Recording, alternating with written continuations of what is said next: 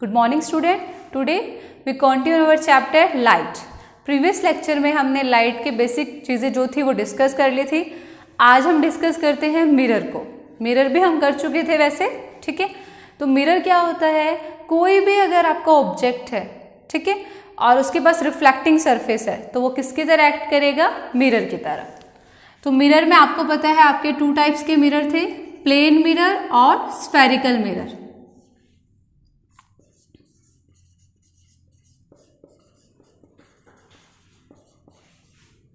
Plane and spherical mirror, clear.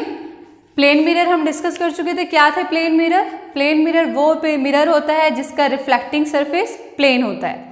जो mirror आप अपने डेली यूज में, अपने फेस को देखने में, जब आप ड्रेसअप होते हैं अपने आप को देखने में जो मिरर यूज करते हैं, ओके, वो कौन सा मिरर है आपका? Plane mirror, clear. जो आपके ड्रेसिंग टेबल में, आपके बाथरूम में जो मिरर है वो कौन सा है? Plane mirror.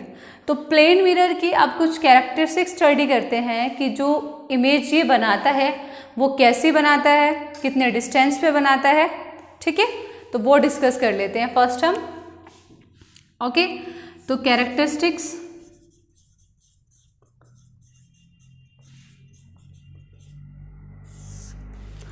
जो इमेज बनाता है, अब हमने डिस्कस किया था प्रीवियस लेक्चर में, हमारी इमेज टू टाइप्स की होती है, रियल होगी या फिर वर्चुअल होगी। तो जो ये इमेज बनाता है वो बनाता है वर्चुअल। और आपको पता है वर्चुअल इमेज कैसी होती है? इरेक्ट।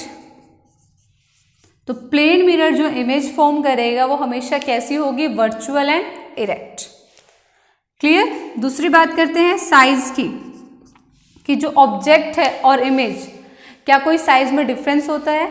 नहीं होता। प्लेन मिरर में जब आप मिरर के सामने खड़े हैं तो आप एज ए ऑब्जेक्ट हैं, क्लियर। तो आप जिस साइज के हैं उतना ही इमेज में, आपकी इमेज में दिखाई देते हैं, या फिर कम ज़्यादा हो जाते हैं, ऐसा नहीं होता ना। तो साइज क्या होगा? सेम साइज होता है इमेज और ऑब्जेक्ट का, क्लियर। अगर डिस्टेंस की बात करें कि कितनी दूर पे बनाएगा, तो आपका डिस्टेंस भी सेम होगा। जितने डिस्टेंस पे आप मिरर से दूर होंगे उतनी ही दूर आपकी इमेज फॉर्म होगी, क्लियर। अगर आप 5 मीटर दूर खड़े हैं, आपका ऑब्जेक्ट डिस्टेंस 5 मीटर है, तो जो इमेज डिस्टेंस बनेगा वो भी मिरर के 5 मीटर दूर ही बनेगा, क्लियर। तो डिस्टेंस क्या होता है? सेम।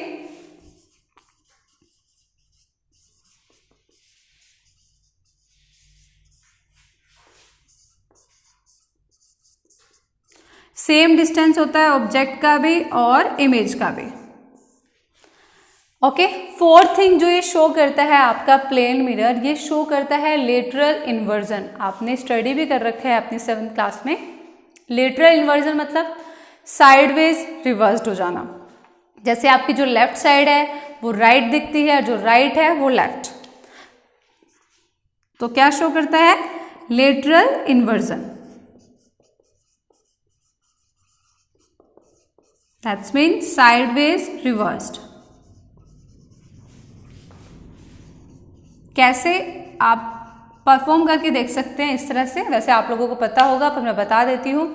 अब समझ लीजिए जो ब्लैक बोर्ड है ये मिरर की तरह एक्ट कर रहा है और मैं ऑब्जेक्ट, ठीक है।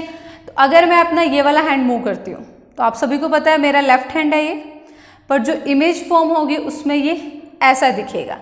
दैट्स मीन कौन सा दिख रहा है? राइट। तो क्या होता है, आपकी साइड रिवर्स्ड हो जाती है, लेफ्ट राइट में, राइट लेफ्ट में। तो ये कुछ कैरेक्टरिस्टिक्स थी आपकी प्लेन मिरर की। डायरेक्टली आ जाता है क्वेश्चन आपका। तो कैसे फॉर्म करता है? वर्चुअल इरेक्ट करता है, सेम साइज की करता है, सेम डिस्टेंस पे बनाता है इमेज को, और लेटरल इन्वर्जन शो करता है, क्लियर, ओके। अब हम डिस्कस करते हैं स्फेरिकल मिरर को।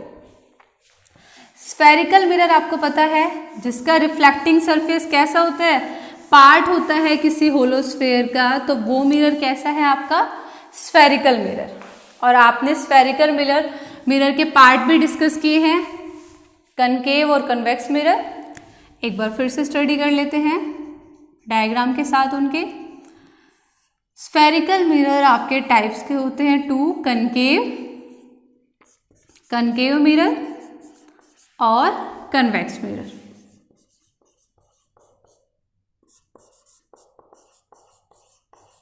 ठीक है, तो इसको डिस्कस करने से पहले एक बार हम आपके स्पून ले लेते हैं, जो टेबल स्पून, जो आप फूड स्पून यूज़ करते हैं, ठीक है, उसकी शेप अगर बात करें हम, तो एक रफली डायग्राम है, क्लियर, इस तरह से होती है कुछ शेप उसकी। तो जो वो इनवर्ड वाला कर्व्ड पार्ट है आपका, जिसपे आपका फूड आता है, जो भी सब्सटेंस आप खा रहे हैं वो सब्सटेंस आता है, तो वो एक्ट करता है आपके कनकेव मिरर की तरह,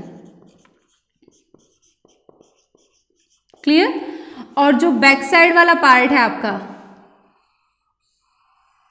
जो आउटवर्ड है, वो एक्ट करता है कन्वेक्स मिरर की तरह,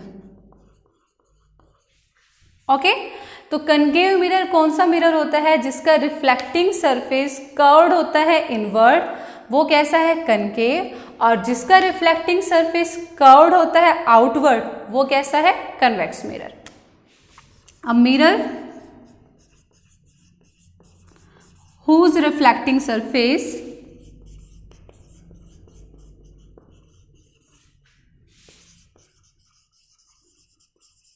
is curved inward, क्लियर। तो वो कैसा है आपका? Concave mirror. अगर डायग्राम ड्रॉ करें हम, तो ये देखिए, ये वाला पार्ट है, और आपको पता है जो ये ऑब्लिक लाइन से हम ड्रॉ कर रहे हैं, ये कौन सा होता है आपका? पॉलिश सरफेस, जिसके ऊपर आपकी कोटिंग की जाती है, और जनरली आपके सिल्वर की कोटिंग की जाती है मिरर्स पे। और ये कैसा है आपका? Reflecting surface, clear. और रिफ्लेक्टिंग सरफेस आपका इनवर्ड कर्व्ड है, तो वो कैसा है आपका? Concave mirror. अब बात करते हैं कन्वेक्स मिरर की, तो whose reflecting surface is curved outward, जिसका reflecting surface, a mirror whose reflecting surface is curved outward, वो कैसा है आपका? Convex mirror. अगर डायग्राम ड्रॉ करें, तो रिफ्लेक्टिंग सरफेस आउटवर्ड है, तो जो ये इनसाइड वाला पार्ट है, ये कैसा है आपका? Polish surface.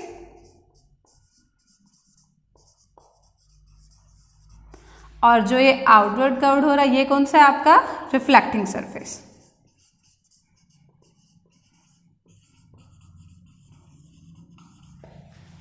क्लियर। अब हम क्या करते हैं, इनके मिरर्स के कुछ पार्ट डिस्कस कर लेते हैं, आपके कनकेव के और कन्वेक्स के, okay.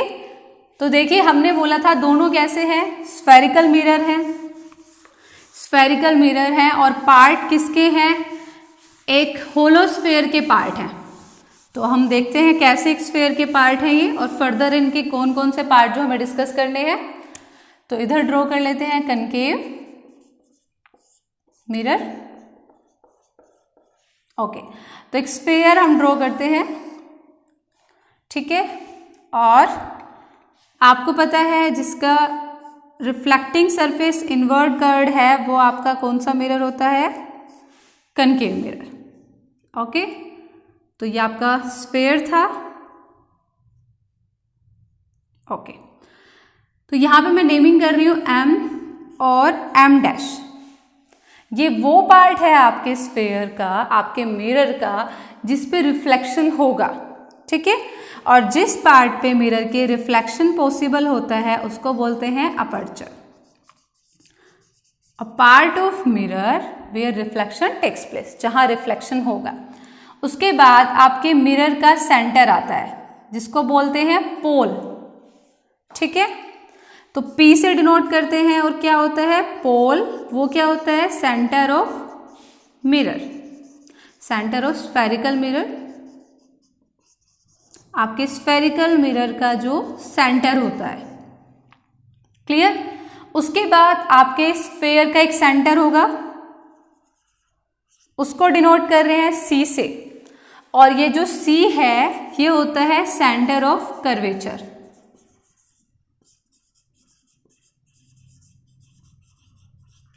Clear. Centre of curvature क्या है? सेंटर ऑफ कर्वेचर वो सेंटर है होलोस्फेयर का जिसका मिरर एक पार्ट है।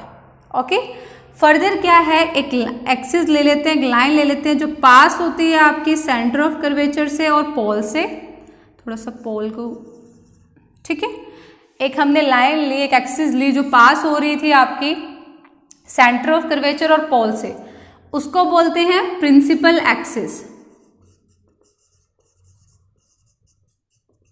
क्लियर? तो हमने क्या डिस्कस किया? प्रिंसिपल एक्सिस क्या है? एक इमेजिनरी लाइन ले लेते हैं हम जो पास होके जाती है आपके कहाँ से? सेंटर ऑफ कर्वेचर से और पोल से। ठीक है, तो ये थे आपके कनकेव मिरर के पार्ट। अब ऐसे ही कन्वेक्स मिरर को देख लेते हैं।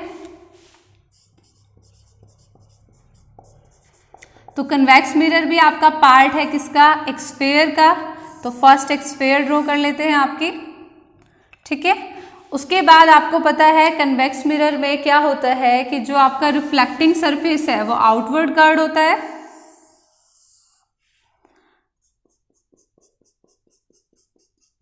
तो ये हम ले लेते हैं, ये आउटवर्ड वाला, ये आपका कैसा है? रिफ्लेक्टिंग सरफेस है आपके मिरर का।